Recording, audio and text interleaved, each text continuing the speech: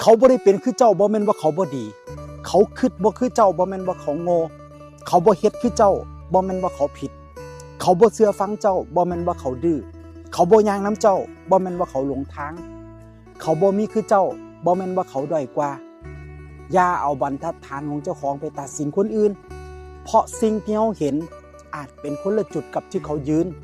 ชีวิตคิดแทนกันบ่ได้คนจนบอกว่ามีเงินแล้วก็สิมีความสุขคนรวยบอกว่ามีเวลาแล้วก็สิมีความสุข